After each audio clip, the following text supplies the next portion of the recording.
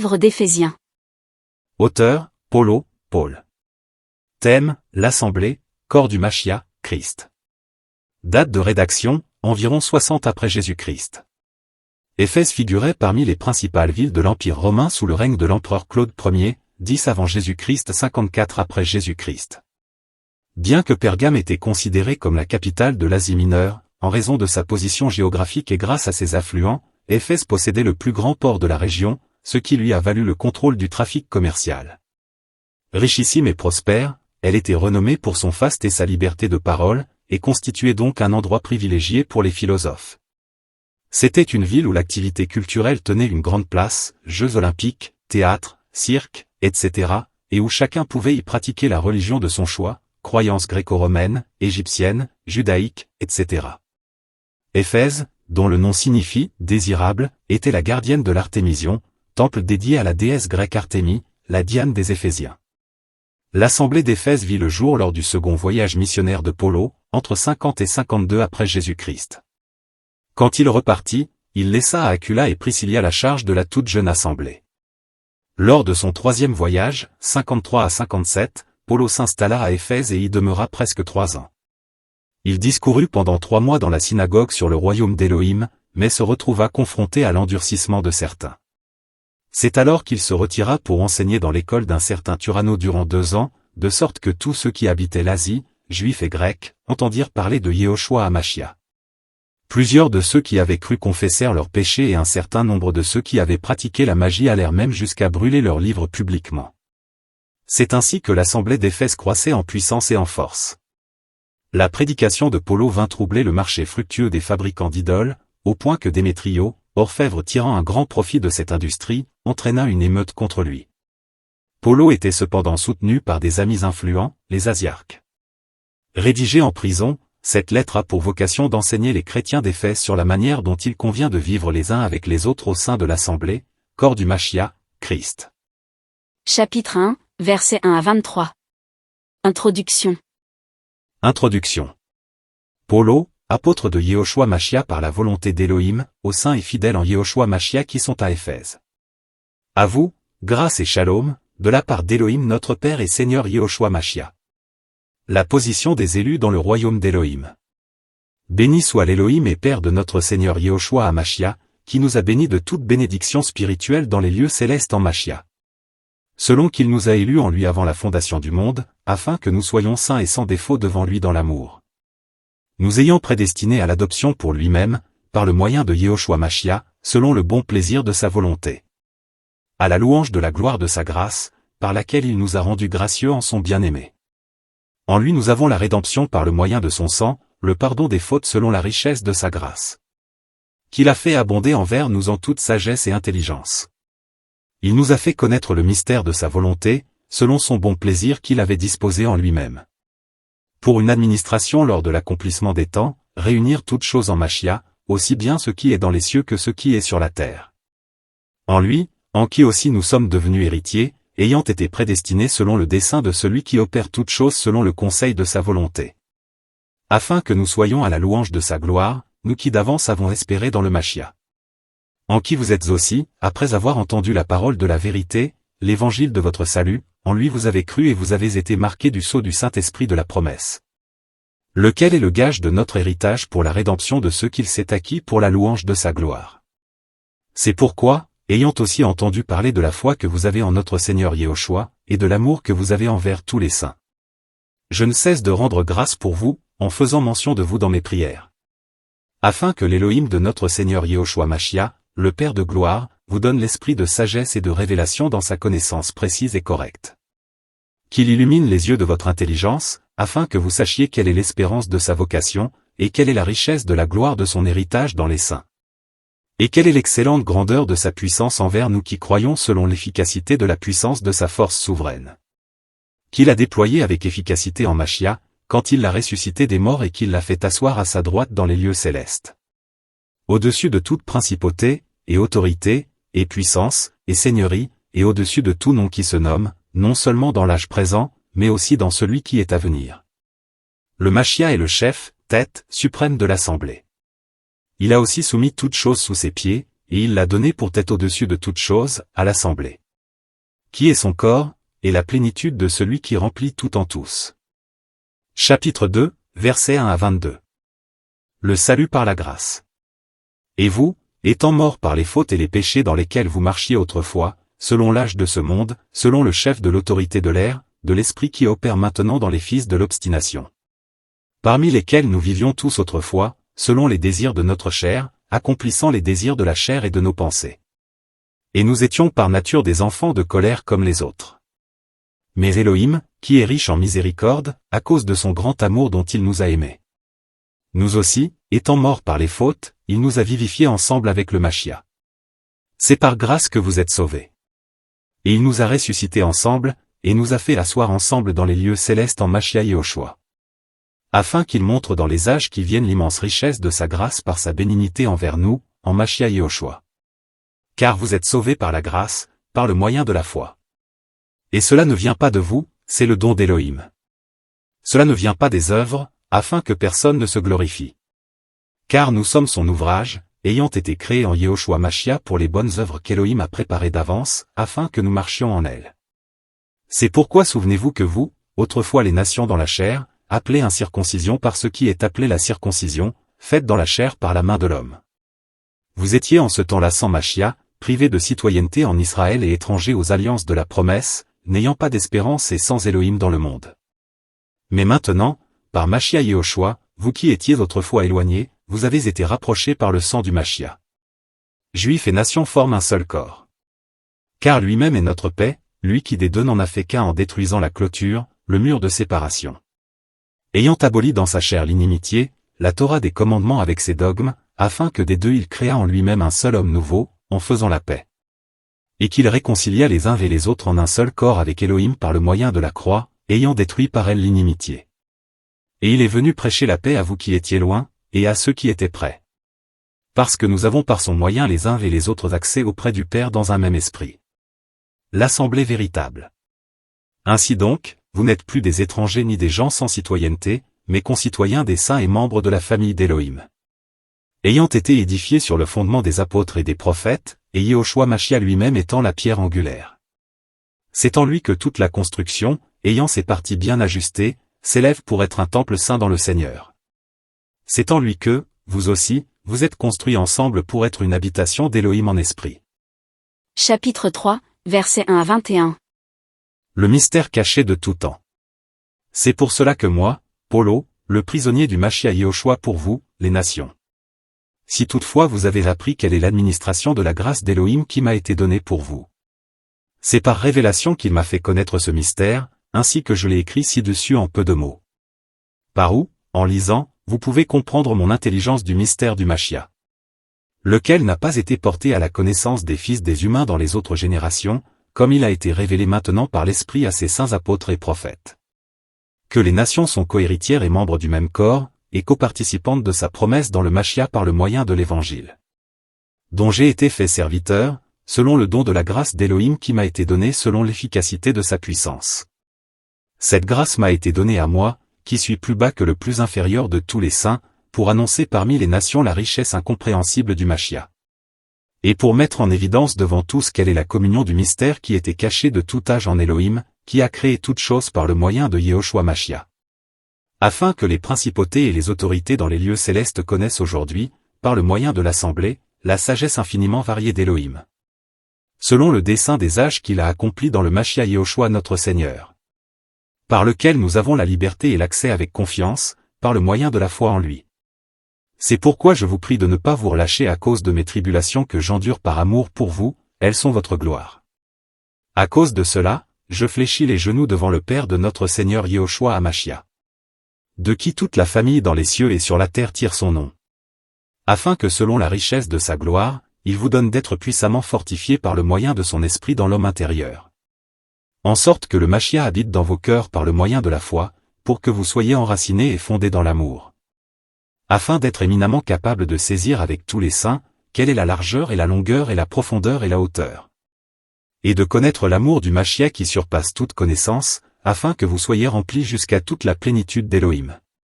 Or à celui qui par la puissance qui agit en nous avec efficacité, peut faire infiniment au-delà de tout ce que nous demandons et pensons. À lui soit la gloire dans l'assemblée, en Machia Yehoshua, pour toutes les générations, pour les âges des âges. Amen. Chapitre 4, versets 1 à 32. L'unité. Je vous prie donc, moi, le prisonnier dans le Seigneur, de marcher d'une manière digne de la vocation à laquelle vous avez été appelés.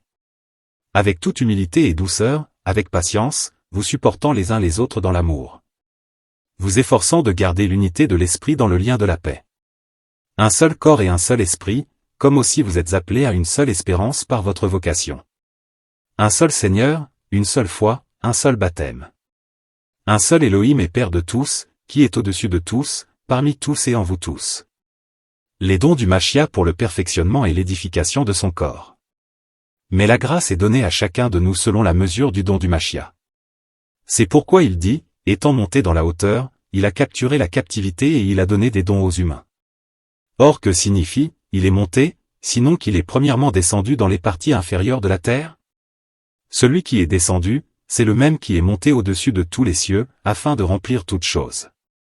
Et lui-même a donné en effet les apôtres, et les prophètes, et les évangélistes, et les bergers et docteurs. Pour l'équipement des saints, pour l'œuvre du service, pour la construction du corps du Machia. Jusqu'à ce que nous soyons tous parvenus à l'unité de la foi et de la connaissance précise et correcte du Fils d'Élohim, à l'état de l'homme parfait, à la mesure de la stature de la plénitude du Machia. Afin que nous ne soyons plus des enfants ballottés par les vagues et emportés çà et là à tout vent de doctrine, par le jeu de dés des humains, par leur habileté dans l'art de l'égarement. Mais en professant la vérité dans l'amour, nous grandirons en toutes choses en celui qui est la tête, le Machia. C'est de lui que tout le corps, ayant ses parties bien ajustées et liées ensemble, par le moyen de chaque jointure de son assistance, tire son accroissement selon l'efficacité qu'il distribue à chaque membre, pour se construire lui-même dans l'amour. Se dépouiller du vieil être humain. Voici donc ce que je dis et ce que j'atteste dans le Seigneur, c'est que vous ne marchiez plus comme le reste des nations qui marchent dans la perversité de leurs pensées. Ayant leurs pensées couvertes par les ténèbres, étant étrangers à la vie d'Élohim à cause de l'ignorance qui est en eux, à cause de l'endurcissement de leur cœur. Devenus insensibles, ils se sont livrés à la luxure sans bride pour commettre toutes sortes d'impuretés avec cupidité. Mais vous, ce n'est pas ainsi que vous avez appris le Machia. Si toutefois vous l'avez entendu et avez été instruit par lui, conformément à la vérité qui est en Yehoshua. À vous dépouiller pour ce qui est de votre conduite précédente, du vieil être humain qui se corrompt selon les désirs de la séduction. À vous laisser renouveler par l'esprit dans votre pensée. Et à vous revêtir du nouvel être humain, créé selon Elohim, dans la justice et la sainteté de la vérité. C'est pourquoi, ayant mis de côté le mensonge, dites la vérité chacun à son prochain, parce que nous sommes membres les uns des autres. Soyez en colère, et ne péchez pas. Que le soleil ne se couche pas sur votre indignation. Ne donnez pas une occasion d'agir au diable. Que celui qui volait ne vole plus, mais plutôt qu'il travaille en faisant de ses mains ce qui est bon, pour avoir de quoi donner à celui qui est dans le besoin. Qu'aucun discours pourri ne sorte de votre bouche, mais ce qui est bon pour la construction selon le besoin, afin qu'il communique une grâce à ceux qui l'écoutent. Et n'attristez pas le Saint-Esprit d'Élohim, par lequel vous avez été marqués d'un sceau pour le jour de la rédemption. Que toute espèce d'amertume, et de fureur, et de colère, et de clameur, et de blasphème, avec toute espèce de malice soit bannie du milieu de vous. Mais devenez doux les uns envers les autres, pleins de compassion, et vous pardonnant les uns aux autres, ainsi qu'Élohim vous a pardonné par Machia. Chapitre 5, versets 1 à 33. Devenez donc imitateurs d'Élohim, comme des enfants bien-aimés. Et marchez dans l'amour, de même que le Machia nous a aimés et s'est livré lui-même à Élohim pour nous en offrande et en sacrifice, comme un parfum de bonne odeur. Mais que la relation sexuelle illicite, l'impureté sous toutes ses formes ou la cupidité ne soit pas même nommée parmi vous, comme il convient à des saints. Ni obscénité, ni propos insensés, ni plaisanterie, choses qui ne sont pas convenables, mais plutôt l'action de grâce. Car vous savez ceci, qu'aucun fornicateur, ni impur, ni cupide, qui est un idolâtre, n'a d'héritage dans le royaume du Machia et Elohim. Que personne ne vous séduise par de vains discours, car à cause de ces choses la colère d'Élohim vient sur les fils de l'obstination. Ne soyez donc pas leurs associés. Car vous étiez autrefois ténèbres, mais maintenant vous êtes lumière dans le Seigneur. Conduisez-vous donc comme des enfants de la lumière. Car le fruit de l'esprit est en toute bonté et justice et vérité. Examinant ce qui est agréable au Seigneur. Et ne participez pas aux œuvres stériles de la ténèbre, mais plutôt condamnez-les en effet. Car il est honteux de dire les choses qu'ils font en secret. Mais toutes les choses qui sont condamnées sont manifestées par la lumière, car la lumière est celle qui manifeste tout. C'est pourquoi il dit, réveille-toi, toi qui dors, et lève-toi d'entre les morts, et le Machia brillera sur toi. Prenez donc garde de vous conduire soigneusement, non comme des insensés, mais comme des sages. Rachetant le temps, parce que les jours sont mauvais. C'est pourquoi ne devenez pas insensés, mais comprenez quelle est la volonté du Seigneur. Et ne vous enivrez pas du vin dans lequel il y a le libertinage, mais soyez remplis par l'Esprit.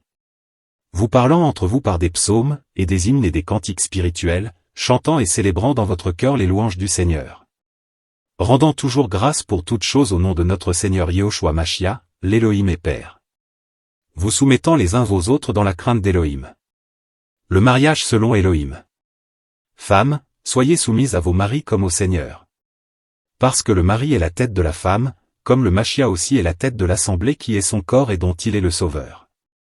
Mais comme l'assemblée est soumise au Machia, de même que les femmes aussi le soient à leur mari en tout. Et vous maris, aimez vos femmes, comme le Machia a aimé l'assemblée, et s'est livré lui-même pour elle. Afin de la sanctifier en la purifiant et en la lavant par le bain d'eau de la parole. Afin qu'il se présente l'assemblée à lui-même, glorieuse, n'ayant ni tache, ni ride, ni rien de semblable, mais sainte et sans défaut. C'est ainsi que les maris doivent aimer leurs femmes comme leur propre corps. Celui qui aime sa femme s'aime lui-même. Car personne n'a jamais haï sa propre chair, mais il la nourrit et la chérit d'un tendre amour, comme le Seigneur le fait pour l'assemblée. Parce que nous sommes membres de son corps, de sa chair et de ses os. C'est pourquoi l'homme quittera son père et sa mère et se joindra à sa femme, et les deux seront une seule chair. Ce mystère est grand, or je parle du Machia et de l'assemblée. Que chacun de vous aussi aime sa femme comme lui-même, et que la femme craigne son mari. Chapitre 6, versets 1 à 24. La famille selon Élohim. Enfants, obéissez à vos parents dans le Seigneur, car cela est juste. Honore ton père et ta mère, c'est le premier commandement avec une promesse. Afin que tout aille bien pour toi et que tu vives longtemps sur la terre. Et vous, pères, n'irritez pas vos enfants, mais nourrissez-les jusqu'à maturité par l'éducation et l'avertissement du Seigneur. Les rapports entre les maîtres et les serviteurs selon Élohim. Esclaves, obéissez à vos seigneurs selon la chair avec crainte et tremblement, dans la simplicité de votre cœur, comme au Machia. Ne les servant pas seulement sous leurs yeux, comme cherchant à plaire aux humains, mais comme esclaves du Machia, faisant de toute votre âme la volonté d'Élohim. Servant avec bonté le Seigneur et non pas les humains. Sachant que ce que chacun aura fait de bon, il le recevra du Seigneur, soit esclave, soit libre. Et vous, Seigneur, faites de même envers eux. Renoncez à la menace, sachant que votre Seigneur à vous aussi est dans les cieux, et qu'auprès de lui il n'y a pas d'égard à l'apparence des personnes. Le combat spirituel. Au reste, mes frères, soyez fortifiés dans le Seigneur et dans la puissance de sa force souveraine. Revêtez-vous de l'armure complète d'Élohim, afin de pouvoir résister aux ruses du diable. Parce que notre lutte n'est pas contre le sang et la chair, mais contre les principautés, contre les autorités, contre les seigneurs du monde de la ténèbre de cet âge, contre les esprits de méchanceté qui sont dans les lieux célestes. C'est pourquoi prenez l'armure complète d'Élohim, afin que vous puissiez résister dans le mauvais jour et, après avoir tout accompli, tenir ferme. Tenez donc ferme, ayant à vos reins la vérité pour ceinture, ayant revêtu la cuirasse de la justice. Et ayant vos pieds chaussés, prêts pour l'évangile de paix. Par-dessus tout, prenez le bouclier de la foi, avec lequel vous pourrez éteindre tous les dards enflammés du mauvais. Prenez aussi le casque du salut et l'épée de l'esprit, qui est la parole d'Élohim. Priez en tout temps dans l'esprit, à travers toutes sortes de prières et de supplications, et veillez à cela avec une entière persévérance et priez au sujet de tous les saints. Et aussi pour moi afin que, quand j'ouvre la bouche, la parole me soit donnée pour faire connaître avec assurance le mystère de l'Évangile. Pour lequel je suis ambassadeur dans les chaînes, afin qu'en lui je parle avec assurance comme il faut que je parle. Salutations. Mais afin que vous sachiez aussi ce qui me concerne et ce que je fais, Tuchiko, notre frère bien-aimé et fidèle serviteur du Seigneur, vous fera tout savoir. Je l'ai envoyé vers vous pour cela même, afin que vous connaissiez ce qui nous concerne et qu'il console vos cœurs. Shalom aux frères, et amour, avec la foi, de la part d'Élohim le Père et Seigneur, Yehoshua Machia. Que la grâce soit avec tous ceux qui aiment notre Seigneur Yehoshua Machia d'une manière incorruptible. Amen.